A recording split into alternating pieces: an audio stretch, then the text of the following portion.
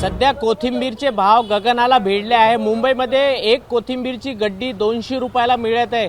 मी आहे सध्या अमरावतीच्या भाजी बाजारमध्ये जर आपण बघितलं तर कोथिंबीरचे दर हे 400 रुपये किलोने सध्या चिल्लर बाजारामध्ये विकल्या जात आहे। खरं जर पाहिलं तर अति पावसामुळे जो कोथिंबीरची जी आवक आहे ती खूप कमी झालेली आहे, त्यामुळे या कोथिंबीरचं जे दर आहे ते गगनाला भिडलेले आहे।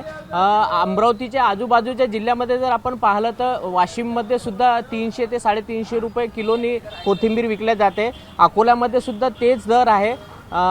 यवतमाळमध्ये सुद्धा 300 रुपये किलोनी कोथिंबीर विकल्या जाते। मात्र अमरावतीमध्ये 400 रुपये किलो म्हणजे एक गड्डी 100 रुपयाला विकल्या जाते।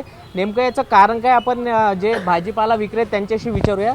काय भाव सुरू आहे, काय किलोनी तुम्ही आणता आणि काय किलोनी विकता कोथिंबीर? 250 रुपये किलो चालू आहे मार्केटमध्ये। पत्तीवाला गावरानी महाग आहे, 300 रुपये 280 रुपये किलो। अच्छा, आणि विकता काय दराने? 400। हा, 100 रुपये पाव विकत लागते। अच्छा, मला सांगा की नेमकं आवक का कमी झालेली आहे? हे पाण्यामुळे माल खराब झाला आहे ना। अच्छा, हा, पावसामुळे? पाणी चालू आहे आता। अच्छा, गरमाट माल खराब होऊन राहिले, गर्मीनं मौसम।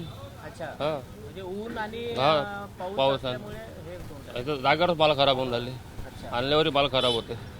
हा, तर आपण बघितलं की पाऊस आणि ऊन या वातावरणाच्या मुळे जे कोथिंबीर आहे त्याचा फटका सर्वसामान्य नागरिकांना बसत आहे।